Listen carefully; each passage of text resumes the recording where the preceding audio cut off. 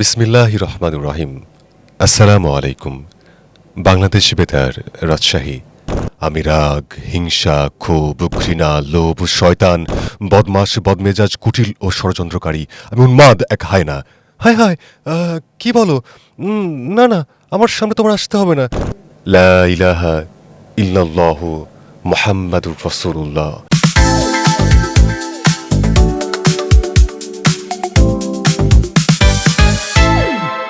একজন মানুষকে আমরা তার চেহারা দেখে চিনি, কিন্তু এমন কিছু মানুষ আছে যাদেরকে আমরা তার কণ্ঠ শুনে চিনি। তার আবৃত্তি, তার সংলাপ বলা এবং বিভিন্ন নাটক অনুষ্ঠানে তার যে ভয়েস বা তার যে কণ্ঠ, সেই কণ্ঠই তাকে পরিচিত করে। দর্শক, আজকের ৭১ পডকাস্টে আছেন মুসা আকন্দ, যিনি তার কণ্ঠ দিয়ে তার নিজস্ব একটি পরিচয় তৈরি করেছেন। মুসা আকন্দ, আপনাকে ৭১ পডকাস্টে স্বাগত জানাচ্ছি। অসংখ্য ধন্যবাদ। প্রথমে জানতে চাই যে আপনি আপনার কণ্ঠকে কখন বুঝলেন যে এটা আসলে শুধু কথা বলা নয়, এটা দিয়ে অনুভূতি, গল্প বলাও যেতে পারে? আসলে ছোটবেলা থেকেই তো আমাকে অনেকেই বলতেন যে তোমার কণ্ঠটা অনেক ভালো, কিন্তু আমার কাছে কখনোই ওইভাবে মনে হয়নি। আমি যখন আমাদের গ্রামে একজন ভাই আছেন, ডাক্তার ইনসান ভাই। আমি তখন ক্লাস 6-7-এ পড়ি। উনি আমাকে বললেন যে তোর কণ্ঠটা খুবই ভালো, চল তোকে আমি শিল্পকলায় নিয়ে যাই। তো শিল্পকলায় নিয়ে গেল আমাকে সঙ্গীত শিল্পী বানাতে। কিন্তু আমি যখন আবার উচ্চ মাধ্যমিকে ভর্তি হলাম, আমার একটা ম্যাম ছিলেন, মুন্নি ম্যাম। তো তিনি আমাকে বললেন যে মুসা, তোমার কণ্ঠ কিন্তু দুর্দান্ত কণ্ঠ, তোমার কণ্ঠে কিন্তু আবৃত্তি খুব ভালো হবে। আমি তখন আবৃত্তি করতাম টুকটাক। ওই থেকে আর কি, সবাই যেহেতু বলছে ভালো লাগা। এবং 2020 সালের আগস্ট মাসে, এই মাসেই কবি নাজনীন নাহার আপুর লেখা একটি কবিতা আমি পাই, যেটার নাম ছিল হচ্ছে নোনা ধরা অ্যাপিটাফ। কবিতার লাইনগুলো ছিল এরকম: প্রত্যহ রাতে তোমার ভালোবাসা আমার তৃষ্ণার প্লেটে তুলে নিয়ে 5 আঙ্গুলে আমি দুঃখ মাখি, আর খেতে খেতে ঘুমোতে যাই। তো এই কবিতাটা আবৃত্তি করলাম আপুর কাছ থেকে অনুমতি নিয়ে। এরপরে আসলে ওই 20 সালেই আমার পরিচয়টা বদলে যায়। আমি তো যেহেতু পত্রিকায় কাজ করতাম, আপনি সাংবাদিকতাও করতেন, সেই সাথে কবিতার হাতে খড়িটা, যে আপনি প্রাতিষ্ঠানিকভাবে যে বিষয়গুলো শিখলেন, যে এটা আপনার তো ভয়েস আছেই, সেই সাথে একটা প্রাতিষ্ঠানিক যাত্রা যে শুরু হলো শিল্পকলার মাধ্যমে। শিল্পকলায় আসলে আমি আবৃত্তি শিখিনি। শিল্পকলায় আমি গিয়েছিলাম সঙ্গীত শিখতে। কিন্তু ছোটোবেলা থেকেই ধরুন একটা কিছু শুনলে, যেমন হচ্ছে রাজশাহী বেতার আমার শোনা হতো। তো রাজশাহী বেতারে ওখানে বিশেষ করে একটা ঘোষণা দিত এইভাবে: বিসমিল্লাহির রহমানির রহিম, আসসালামু আলাইকুম, বাংলাদেশ বেতার, রাজশাহী। তো এই লাইনগুলো শুনলে আমার মনে হতো এইটা আমি একদিন বলবো, এইভাবেই বলবো। আমি ওই খাচ্ছি দাচ্ছি, ঘুরছি, মনে মনে শুধু এইটাই আমি বলছি, বিসমিল্লাহির রহমানির রহিম। তো আসলে বলতে হয়, আমি যখন 2018 সালে নাটোর একটা পত্রিকায় যাই, কাজ করছি, ওই সময় রফিকুল ইসলাম নান্টু আঙ্কেল, তার সঙ্গে আমার পরিচয় হয়, এবং সৈয়দ মাসুম রেজা ভাই। তো মাসুম রেজা ভাই আমাকে বললেন যে তোমার কিছু উচ্চারণে ভুল আছে, আমি তোমাকে ঠিক করে দেবো, তুমি মাঝে মধ্যে আসবা। এবং নান্টু আঙ্কেল, তিনি দুর্দান্ত আবৃত্তি করেন। আমরা তো আসলে অনেক মানুষকে চিনি না। তো নান্টু আঙ্কেল ক্যামেরার পেছনে একজন মানুষ, কিন্তু দুর্দান্ত আবৃত্তি করেন, এবং আমাকে তিনি খুব স্নেহ করেন। আমাকে বলা যায় যে হাত ধরে বলতেন যে মুসা, এইভাবে না, এইভাবে বলো। তো আসলে এটাই আমি পেয়েছি। পরবর্তী সময় 2022 সালে যখন আমি আসলে আবৃত্তিকার পরিচয় পেয়ে গেলাম, তারপরে আমি একটা স্যারের কাছে যাই। এবং সেটা কোন কবিতা বা কি ঘটনার মাধ্যমে আপনি নিজেকে আবিষ্কার করলেন যে আপনি আসলে আবৃত্তি শিল্পী? আমি আসলে আবৃত্তি শিল্পী এটা আমার কখনোই মনে হয়নি, আমার এখনো মনে হয় না। মানুষ আমাকে শিল্পী বলে, তাই শিল্পী হবার মতো যোগ্যতা আসলে আমি অর্জন করেছি কিনা আমি আদৌ জানি না। সেটা তো অবশ্যই অডিয়েন্স বা দর্শক বা শ্রোতা তারাই বলবে। হ্যাঁ, অডিয়েন্স, ধরুন আমার এমন হয়েছে যে আমি ট্রেনে উঠছি, ট্রেনে উঠতে গেলে আমাকে অনেকে ঘিরে ধরছে, আরে মুসা আকন্দ ভাই, আপনাকে তো চিনি, আপনার আবৃত্তি শুনি। এমন হয়েছে যে আরিফ ভাইয়ের সঙ্গে একদিন আমি রিক্সায় করে টিএসসিতে আসবো। এবার রিক্সাওয়ালা, আমি কিন্তু মাস্ক পরে আছি, আমার ভয়েস শুনে তিনি আমাকে চিনে ফেলেছে। তো আমি রিক্সা থেকে নেমে আমি বললাম যে আপনি আমাকে চিনলেন কিভাবে? আমি সেটা একটা ভিডিও করেছিলাম। তিনি আমাকে বলছে যে আপনার চোখ, আপনার চুল দেখা আর আপনার কণ্ঠ শুনে চিনছি। তো এটা তো আসলে আমার জন্য অনেক বড় পাওয়া, প্রাপ্তি। আসলে শিল্পী শব্দটা অনেক বড়। আমি চেষ্টা করছি শিল্পী হবার, না সেটাই, যারা আসলেই অরিজিনাল শিল্পী বোধ রাখে তারা সারা জীবনই সাধনা করে, চেষ্টা করে। 22 সালের যে কবিতাটাই আপনি পাঠ করেছিলেন, সেই কবিতার যদি কিছু মনে থাকে তাহলে আপনি আমাদেরকে শোনাবেন। 22 সালে না, মানে 20 সালেই ওই নোনাধরা অ্যাপিটাফ কবিতার মাধ্যমে আসলে আমার মানে সাংবাদিক পরিচয়টা বদলে আবৃত্তিকার পরিচয়টা আমার চলে আসে। আমরা সেটা শুনি, আমরা একটা মহল তৈরি করি আমাদের এই পডকাস্টে এই কবিতা দিয়ে। সম্পূর্ণ কবিতা আমার মুখস্থ নেই। যতখানি কবিতার নাম হচ্ছে নোনাধরা অ্যাপিটাফ, কবি নাজনীন নাহার। প্রত্যহ রাতে তোমার ভালোবাসা আমার তৃষ্ণার প্লেটে তুলে নিয়ে 5 আঙুলে আমি দুঃখ মাখি, আর খেতে খেতে ঘুমোতে যাই। কানের কাফনে নীলরঙা গাঢ় অনুরাগের লোবানে ঢেলে দেই ইনবক্সে জমা রাখা তোমার শেষ রাতের সুগন্ধির অনুরণন। অনেক বড় কবিতা, মনে রাখা যায়। দারুণ দারুণ দারুণ, মানে আপনার কণ্ঠের মধ্যে একটা অনুভূতি যে ফিল, সেটা আসলে যারা শুনবে হেডফোন লাগায় আসলে খুবই, মানে এটা খুবই দারুণ ইমোশন করে ফেলে। ধন্যবাদ। হ্যাঁ। আসলে আমি এই কবিতাটা যখন আবৃত্তি করলাম, আমি কিন্তু এই কবিতাটা আপলোড করিনি ফেসবুকে 2020 সালে। তো কবি নাজনীন নাহার আপুই, তিনি মূলত মানে প্রায় 40 থেকে 50টা হয়তো বা গ্রুপ হবে, অনলাইন যে গ্রুপগুলি আছে সেখানে আপলোড দেয়, এবং ওখান থেকে আসলে সবাই আমাকে নক করতে শুরু করেন। এবং আসলে আবৃত্তি করে যে অর্থ উপার্জন করা যায়, ওইটা আসলে নাজনীন নাহার আপুর কবিতার মাধ্যমেই আমার হয়েছে। হ্যাঁ, মানে বলতে পারেন যে ওই কবিতাটা আবৃত্তি করবার 3 দিন পর থেকে কবিরা আমাকে নক দিচ্ছে, আমাকে বলছে এই কবিতা আবৃত্তি করতে হবে। এবং আমি তো আগেও বিজ্ঞাপনে ভয়েস দিতাম, কিন্তু 20 সালের পর থেকে আমি টিভিসি, ওভিসি, ডাবিং, ডকুমেন্টারি সব কিছুই করেছি। মানে আপনার তখন একটা পরিচিতি হয়ে গেল। এবং 2021 সালে আমি ঢাকায় চলে আসলাম, মানে ঢাকায় একবারে না, তখন হচ্ছে ডাবিংয়ের জন্য আমি আসলাম, ডাবিং করলাম। তখন অলরেডি আপনি কল পাচ্ছেন যে কাজ করতে হবে, কাজের জন্য ডাক আসছে। হ্যাঁ, তুমুল কল। আসলে আমি মানে যেটা আসলে কখনোই ভাবিনি, আমার তো ইচ্ছেই ছিল মূলত ভয়েস নিয়ে কাজ করবার, কিন্তু আমি একজন ভয়েস অ্যাক্টর হব ঠিক আছে, কিন্তু আসলে আবৃত্তিকার যে হব এটা আমি কখনোই ভাবিনি। মানে এর পেছনে আমি বলবো যে সবচেয়ে বেশি শ্রম দিয়েছেন কবি নাজনীন নাহার আপু। এবং আরেকটা বিষয় বলতে হয় যে আমি কখনোই বলিনি ক্যামেরার সামনে, আজকে বলছি, আমার পরিবারেরও এখানে আসলে কিছুটা মানে ভালো লাগা, ভালোবাসাও আছে। আমার আব্বা গান পছন্দ করতেন না, কিন্তু আমার আব্বা আমার এই আবৃত্তি করা বা ইসলামী সঙ্গীত এগুলো খুব পছন্দ করতেন। মানে যেটা আসলে এমন হয়েছে যে আমার আব্বাকে অনেক কিছু বলছে, আমার আব্বা বলছে না, আমার ছেলে যা মনে হচ্ছে তাই করুক, আমার ছেলে শান্তিতেই আমার শান্তি। তো আসলে পরিবার থেকেও ওই ধাক্কাটা আমার ছিল না, যে কারণে মূলত মানে বাধা ছিল না, সহযোগিতা ছিল। মানে আমার পাড়ার প্রতিবেশীরা বাধা দিয়েছে, কিন্তু আসলে আমার বিশেষ করে আমার আব্বা, তিনি আমাকে বলছে বাদান তোমার যা মনে চাই করো। বাবারা তো এরকমই, সন্তানদেরকে ছেড়ে দেয় যে তাদের মতো করে তারা জীবনটা যেন উপভোগ করতে পারে। এরপরে কি হলো? এরপরে আসলে মানে 22 সাল, আপনি তো ঢাকায় তখন কন্টিনিউ আসা যাওয়া শুরু করলেন, কাজ করা শুরু করলেন, তারপরের গল্পটা। আমি ঢাকায় আসলাম মূলত হচ্ছে ডাবিং সেক্টরে ভালো কাজ করব এবং টিভিসি, ওভিসিতে ভালো কাজ করব।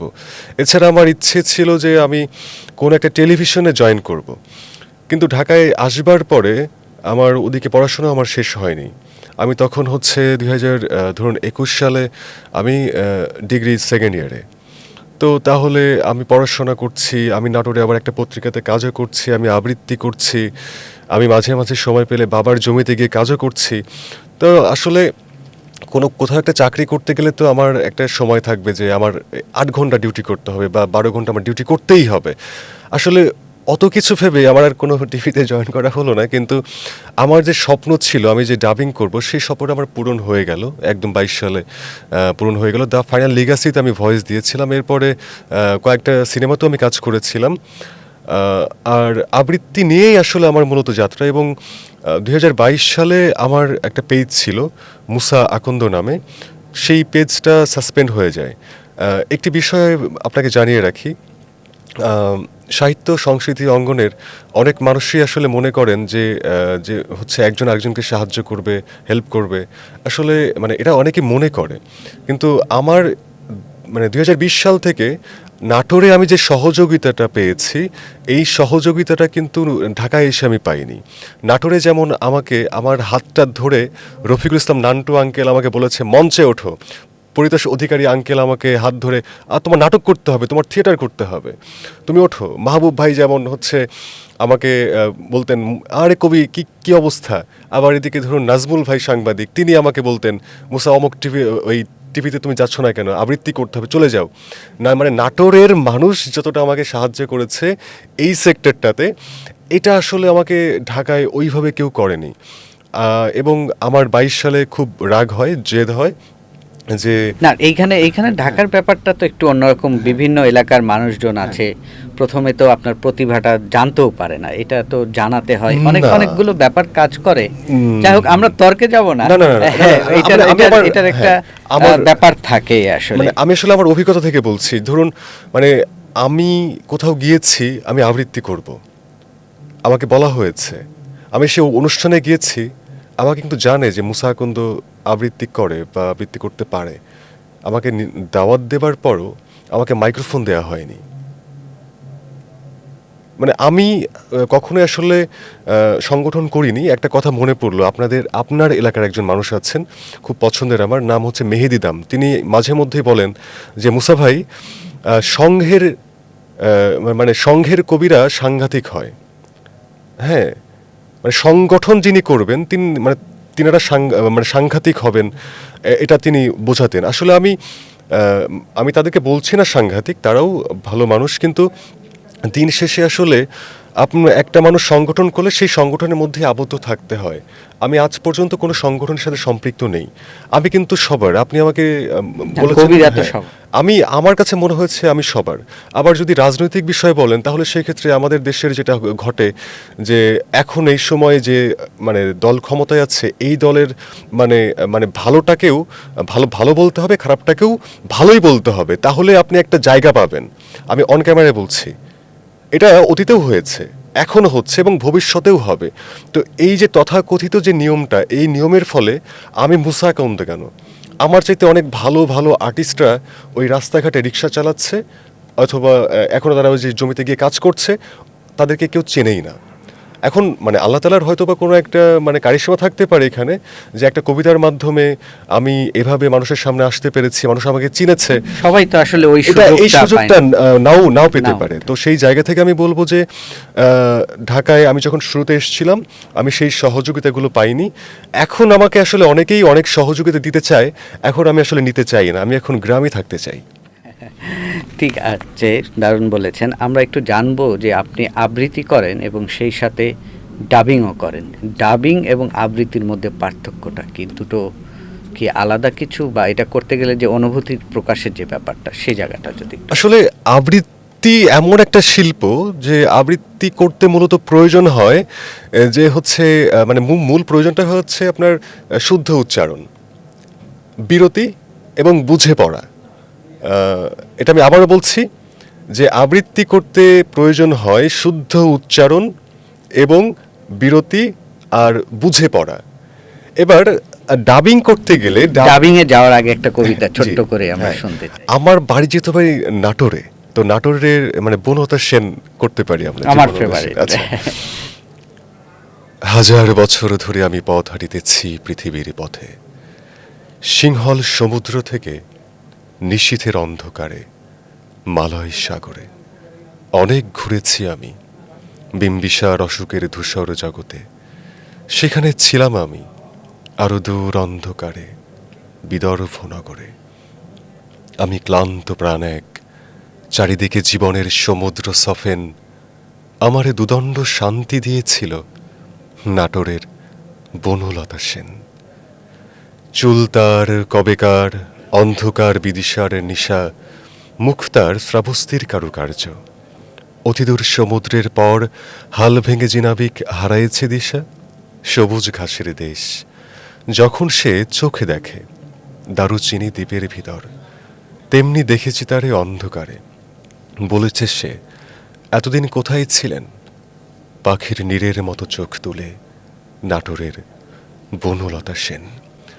সমস্ত দিনের শেষে শিশিরের শব্দের মতন সন্ধ্যা আসে, ডানার রৌদ্রের গন্ধ মুছে ফেলে চিল। পৃথিবীর সব রং নিভে গেলে পাণ্ডুলিপি করে আয়োজন, তখন গল্পের তরে জোনাকির রঙে ঝিলমিল, সব পাখি ঘরে আসে, সব নদী ফুরায়, এ জীবনের সব লেনদেন, থাকে শুধু অন্ধকার, মুখোমুখি বসিবার বনলতা সেন। দারুণ দারুণ, মানে একটা ফিল, এই ফিল আসলে যারা কবিতা ভালোবাসে বা কবি যে মুগ্ধতা, এই মুগ্ধতা আসলে ধরেন আপনি যে মানে পাঠ করলেন না, এটা যদি আমি লাইট টাইট অফ করে দিয়ে শুনতাম না ভাই, দারুণ লাগতো। দারুণ। যে পরের যে বিষয়টা আছে, আচ্ছা। ডাবিং। ডাবিং আসলে আমি নিয়মিত ডাবিং করি না, আমি নিয়মিত ডাবিং করি না। আপনি একটা, আমি দেখেছি যে আপনি একটা বিখ্যাত সিরিজ দ্য ফাইনাল লিগ্যাসি, হ্যাঁ, তাতে ভয়েস দিয়েছেন। আচ্ছা, ওইটাতে আমি যখন প্রথমে গেলাম, প্রথমে আমাকে অডিশন দেওয়া হলো এবং অডিশনের দিনই আমার ভয়েস খুব পছন্দ করলেন সুমন ভাই, দীপক সুমন ভাই। তো তিনি বললো, হ্যাঁ মুসা তুমি করো। তো আমি করলাম। আমি আসলে আবৃত্তি যতটা আমি সহজভাবে, মানে ক্যামেরার পেছনে যেহেতু আমার করতে হচ্ছে, ডাবিংও ক্যামেরার পেছনেই করতে হয়, কিন্তু একটা চরিত্র যেটা অন্য ভাষায়, মানে ওদের ভাষায় ওদের মতো করে বলছে, হাউমা করে কান্না করছে, হাসছে, নিঃশ্বাস নিচ্ছে, এগুলোকে আসলে ধরা, মানে ছাড়া, মানে সোট অফ, মানে আমার কাছে খুব কঠিন মনে হয়েছে। পরবর্তী সময় সহজ মনে হয়েছে, কিন্তু যারা ডাবিং শিল্পের সাথে সম্পৃক্ত তারা খুবই ব্রিলিয়ান্ট। আমি আসলে ওনাদের মতো ইমোশনটাকে হ্যাঁ, নিজের ভয়েসের মাধ্যমে প্রকাশ করা, এই যে হ্যাঁ, ক্যারেক্টারকে, পুরো ক্যারেক্টারকেই আসলে তুলে ধরা কণ্ঠ দিয়ে। একদম একদম, মানে ওই কানের মধ্যে হেডফোন আছে, হেডফোনে শুনছে এবং সামনে মনিটর আছে, মনিটরে দেখছে। এবার দেখার পরে একটা মানুষ ওই চরিত্রে ডুব দেওয়া, যেমন আমি সাইদ চরিত্রের ভয়েস দিয়েছিলাম, আমার আসলে ডায়লগুলো মনে পড়ছে না, তবে একটা লাইন ছিল এরকম যে, বলো লা ইলাহা ইল্লাল্লাহু মুহাম্মাদুর রাসূলুল্লাহ। তো উনি আসলে যেভাবে বলেছে, ওনার উচ্চারণ, ওনার ডেলিভারি, ঠোঁটের সাথে ঠোঁট মেলানো, এটা সো টাফ। তো আমার কাছে আরেকটা বিষয় মনে হয়েছে, যারা ডাবিং শিল্পের সাথে বেশি দিন ধরে সম্পৃক্ত, তাদের কণ্ঠের উপরে ইফেক্ট পড়ে হয়তোবা। আমি যে কারণে মূলত এখন ভয় পাই এবং আমি ডাবিং করি না। এরকম কোনো ঘটনা ঘটেছে যে বারবার দিয়েছেন কিন্তু আসলে যে চরিত্রটা সেটা ফুটে উঠছে না, এরকম হ্যাঁ, অভিজ্ঞতা? আমাকে হচ্ছে দীপক সুমন ভাই বললেন যে, মুসা তোমার হচ্ছে একটা সিনেমাতে ভয়েস দিতে হবে। তো আমি বললাম, ভাই আমি কি পারবো? বলছে, হ্যাঁ তুমি পারবে, আসো। আমাকে নিয়ে যাওয়া হলো। তো আমি গেলাম, যাবার পরে তামিল সিনেমা, আমার ওই সিনেমাটার নামটা মনে পড়ছে না। তো তামিল, ওনারা খুব ছটফটে হয়, অস্থির হয়, মানে কথা বলে খুব দ্রুত। এবার ছোটবেলায় যেহেতু আমার একটা সমস্যা ছিল, আমি তোতলা ছেলে, তো অনেক শব্দ উচ্চারণ করতে গেলে আমার কথা আটকে যায়, বেঁধে যায়। এখনও হয়তো বা আছে, বাচ্চা গ্রাম জানি না। তো আমি অসংখ্যবার একটা টেক দিলাম, হচ্ছে, কিন্তু ওদের মতো করে হচ্ছে না। হ্যাঁ, এরকম আমার অনেকবার হয়েছে। এখন সেই সমস্যাটা আর হয় না, মানে নিয়মিত, মানে কিছুদিন করেছি বলে আমার আর ওই সমস্যাটা হয় না।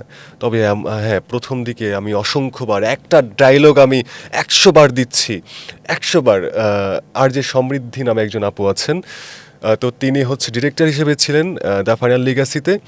তো ওইখানে ওই আপু ধৈর্যের সাথে, মানে অসংখ্যবার আমার টেক নিয়েছে। এটা আমি মানে তুমুল একটা, মানে নার্ভাস হয়েছিলাম, এবং সেই নার্ভাস হওয়ার কারণে আমার কথা আরও বেশি আটকে যাচ্ছিল, এবং আমি আসলে প্রপার ওয়েতে, মানে চরিত্রে ঝাঁপই দিতে পারছিলাম না। পরবর্তী সময় ধীরে ধীরে ধীরে ধীরে তাদের সঙ্গে যে সম্পর্ক, ওঠা বসা, ওটার মাধ্যমে পরে আমি ওটা কাটিয়ে উঠতে পেরেছি। কোনো ডায়লগ কি মনে আছে লিগ্যাসির? ডায়লগ ওইভাবে মনে পড়ছে না এই মুহূর্তে। 2022 সালে কাজ করেছিলাম। হ্যাঁ, এরপরে এখন কি করছেন? আমি এখন মূলত আবৃত্তির সাথেই আছি। আমি সদ্য একটা আবৃত্তির স্কুল করেছি অনলাইনে, নাম শব্দচিত্র আবৃত্তি স্কুল। তো আমার ইচ্ছে যে, মানে আমি শুধু আবৃত্তি করব, বিষয়টা এরকম না। আর আমাকে অনেক শুভাকাঙ্ক্ষী নক দিয়ে থাকেন যে, আপনার কাছে আবৃত্তি শিখতে চাই। আমি আসলে সবাইকে একত্রিত করতে চাচ্ছিলাম, যে কারণে মূলত আমার এখন এই স্কুলটা করা, এবং স্কুলটার পেছনে আমি আসলে সময় ওইভাবে দিতে পারছি না। আগামীতে হয়তোবা দিতে পারবো। আমি কয়েকজনকে রেখেছি, আপনি হয়তোবা চিনবেন। সালমান হাবিব ভাই, বাপ্পি আশরাফ ভাই, এরপরে আরিফুল হক সরকার ভাই, এরপরে আছেন মেহেদি দাম ভাই। এই স্কুলটাও আসলে আমার করার ইচ্ছেও ছিল না এত দ্রুত, কারণ আমার বয়স যেহেতু খুবই অল্প। আমার আসলে এখনও ওইভাবে জানা হয়নি। আমি সবাইকে বলেছিলাম যে আমি আবৃত্তি করি এবং এই আবৃত্তির যা অভিজ্ঞতা আমি অর্জন করেছি, আমি সেই অভিজ্ঞতাটাই শেয়ার করব, আমরা একে অপরের কাছ থেকে শিখব।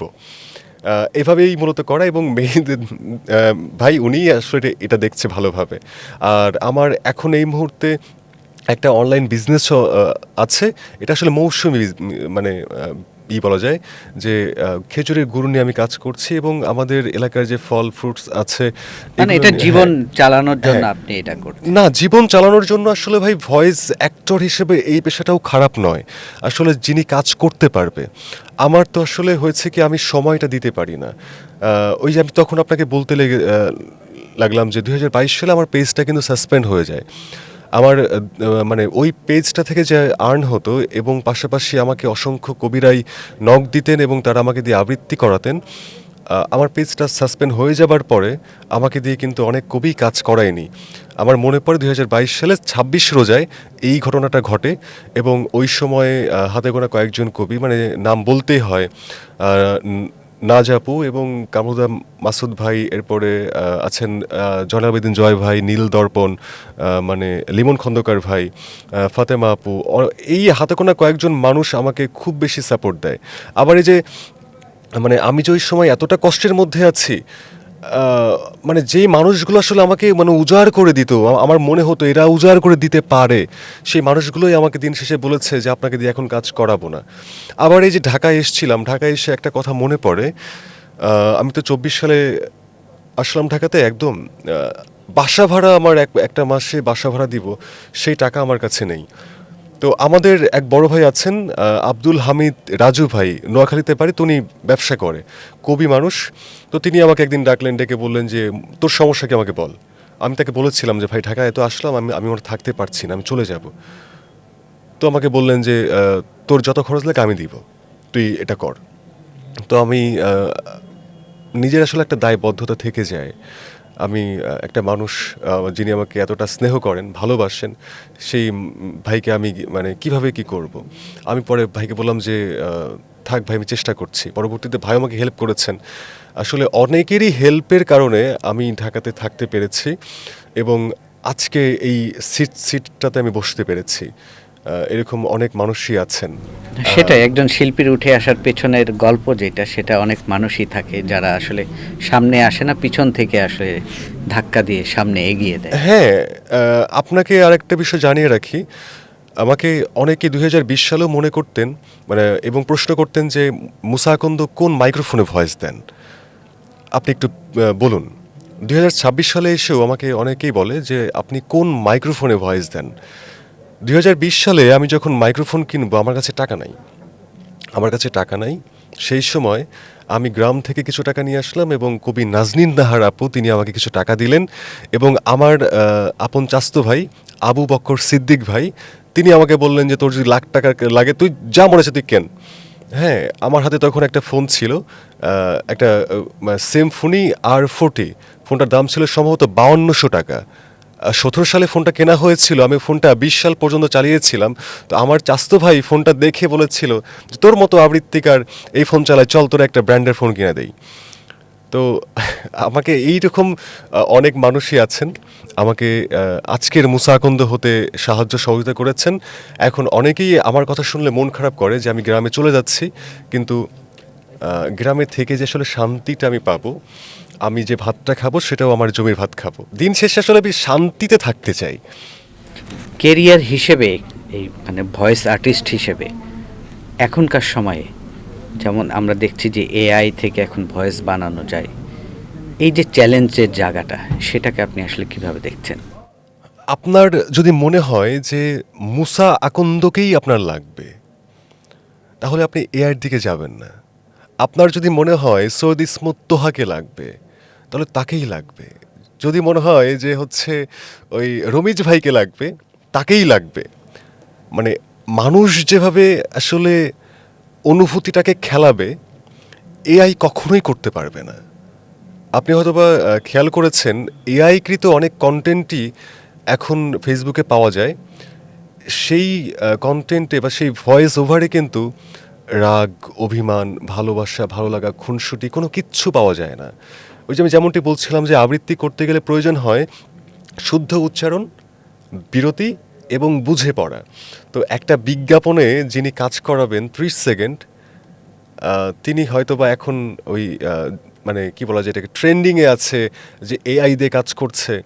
এইটা সাময়িক সময়ের জন্য, ভবিষ্যতে আপডেট করতে পারলেও আশা করছি যে এটা খুব একটা রাজত্ব করতে পারবে না। মানে যারা ভয়েস অ্যাক্টর তারা থেকেই যাবে এইভাবে।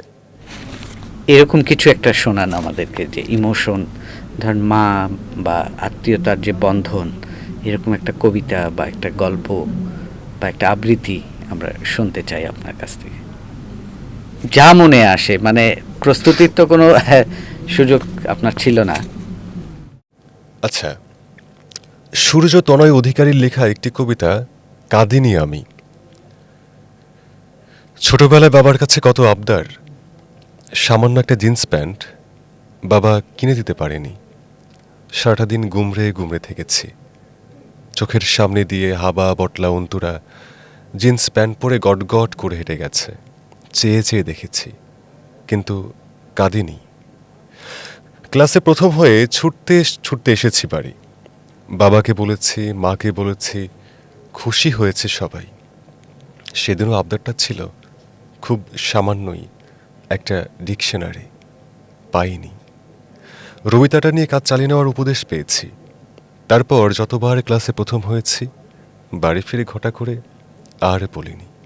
কষ্ট পেয়েছি সেদিনগুলিতে, কাঁদিনি কিন্তু। পাড়ার সকলের জন্মদিন দেখেছি কত ঘটা করে পালন হতে। ঘটা তো দূরে থাক, বেশিরভাগ জন্মদিন মা ভুলেই যেত। যখন মনে পড়ত তখন যে কোনো একটা দিনে শুধু পায়েস খেয়েই পালন।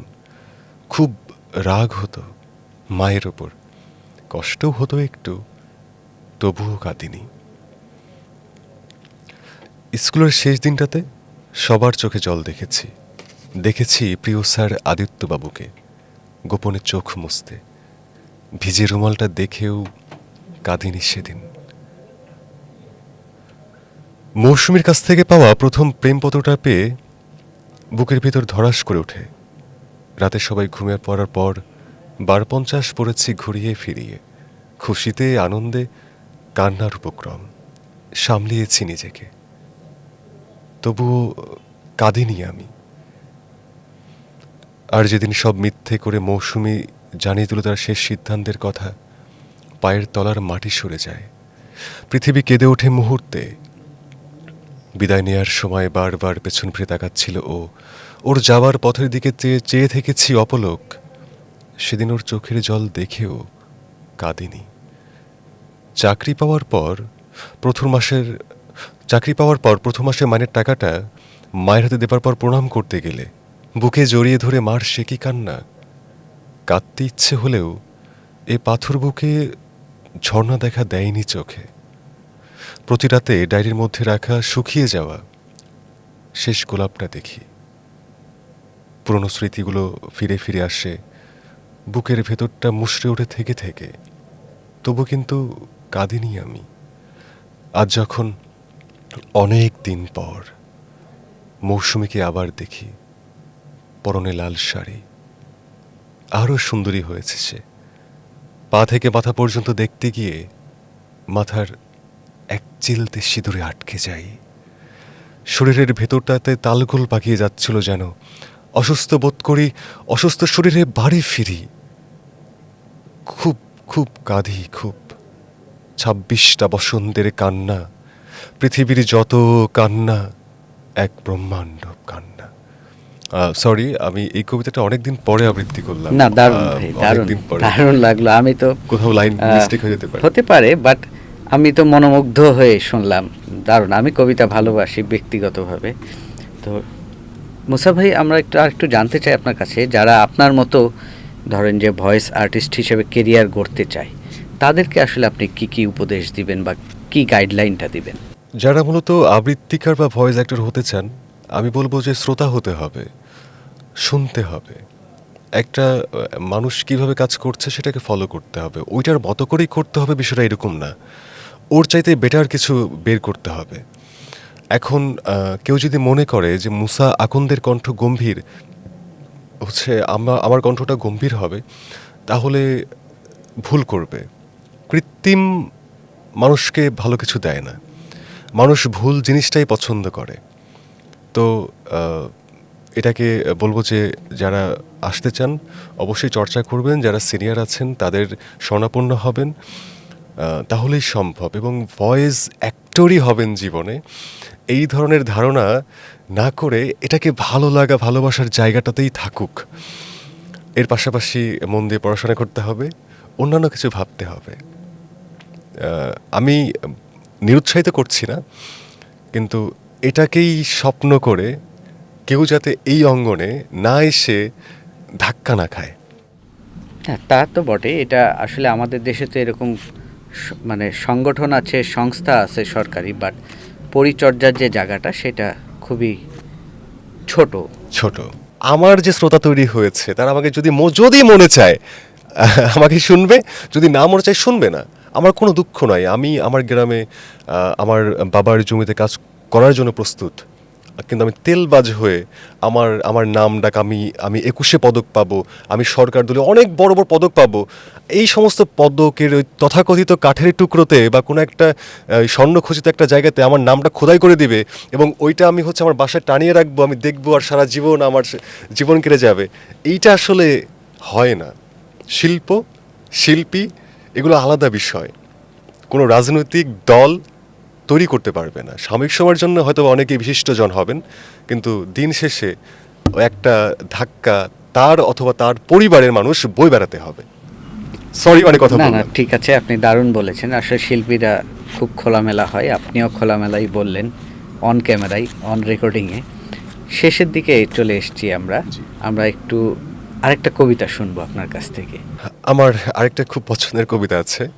কবিতার নাম হচ্ছে বিদায়, রফিকুল ইসলাম সাবুলের লেখা কবিতা। আমাকে বিদায় দাও, কত বসন্ত বলে দিলাম, প্রতি বৈশাখে শখের কৃষ্ণচূড়া মরমর করে ভেঙে পড়ে, অকস্মাৎ কালো মেঘে ছেয়ে যায় নীলাকাশ, সৃষ্টিকে উপহাস করে। বিদায় আজ বড় বেশি প্রয়োজন। এক আচলা জলের জন্য কতদিন তৃষ্ণার্ত, আমার বিশাল সমুদ্রে নোনা প্রেম। ভাই হানি, আপনার সত্যি যাব না, বলেন। আমাকে বিদায় দাও, কত বসন্ত বলে দিলাম, প্রতি বৈশাখে শখের কৃষ্ণচূড়া মরমর করে ভেঙে পড়ে, অকস্মাৎ কালো মেঘে ছেয়ে যায় নীলাকাশ, সৃষ্টিকে উপহাস করে। আজ বিদায় আমার বড় বেশি প্রয়োজন। এক আচলা জলের জন্য কতদিন তৃষ্ণার্ত, তোমার বিশাল সমুদ্রের নোনা প্রেম আমাকে হতাশ করেছে বারংবার। তুমি নীল চাঁদের ছোঁয়া নিয়ে অমাবস্যা রেখে যাও, আমি তৃপ্তির সাথে অন্ধকার খুব লেখাই। অযত্নে ভেসে আসে ভাঙা গলায় বাউলের সুর, গেয়ে যায় বিদায়ের গান। কতদিন স্নিগ্ধ সকাল খুঁজেছি, রাত জাগা পাগলের সকাল হয় না। যখনই গধূলির আবিরে চোখ রাখি, নিমিষেই সন্ধ্যা নামে।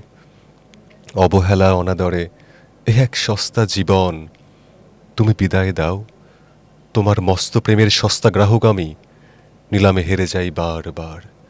কষ্টের ঘটি হাতে সন্ন্যাসীর বেশে হারিয়ে যাব অজানার পথে। তোমার বিবেকের দুয়ারে খিল লাগিয়ে সযত্নে রোপণ করো সুশোভিত ফুল। স্মৃতি মলিন হবে দুরজানায়, আমি শুধু বিদায় শব্দটা বুকে চেপে মিশে যাব প্রকৃতির খড়কুটায়। তবু তুমি বিদায় বলো, আমি বিদায়ের অপেক্ষায়। অনেকদিন পরে আসলে আজকে মুখস্থ কবিতা আবৃত্তি করলাম। আরেকটা ঘোষণা শুনতে চাই। আচ্ছা, কোনটা? যে কোনো, আপনি যেটা ভালো মনে করেন। আচ্ছা, বেতার আমার খুব ভালো লাগার জায়গা, ভালোবাসার জায়গা, চেষ্টা করছি। বিসমিল্লাহির রহমানির রহিম। আসসালামু আলাইকুম। বাংলাদেশ বেতার, রাজশাহী।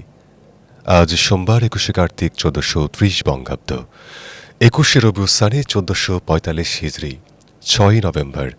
আমাদের দ্বিতীয় অধিবেশন শুরু হলো। শ্রোতাদের জন্য রইল অনেক অনেক প্রীতি আর শুভেচ্ছা। অনুষ্ঠান প্রচার হচ্ছে মিডিয়াম ওয়েভ 354.60 মিটারে 846 কিলোহার্জে, FM 104 মেগাহার্জে এবং বাংলাদেশ বেতারের অ্যাপের মাধ্যমে। অনুষ্ঠান উপস্থাপনায় আমি মুসা আকন্দ, সার্বিক দায়িত্বে রেজাউল হক, অধিবেশন তত্ত্বাবধানে আব্দুর রহমান। অধিবেশনের শুরুতেই বাংলা সংবাদ ও আবহাওয়া বার্তা ঢাকা কেন্দ্র থেকে রিলে করে শোনানো হচ্ছে। দারুণ, অনেক ধন্যবাদ মুসা আকন্দ ভাই, আপনি আমাদের স্টুডিওতে আসছেন। আপনার কণ্ঠ এবং আপনার যে জীবনের গল্প আমরা শুনলাম, এতে আমাদের যে দর্শকরা আছেন তারা অনুপ্রাণিত হবেন এবং যারা ভয়েস নিয়ে কাজ করতে চান তাদের জন্য এই পডকাস্টটি অনেক কাজে লাগবে আশা করছি। দর্শক, আপনারা শুনছিলেন ৭১ পডকাস্ট। আগামী পর্বে আমরা নতুন কোনো অতিথি নিয়ে হাজির হব। সঙ্গে থাকার জন্য ধন্যবাদ।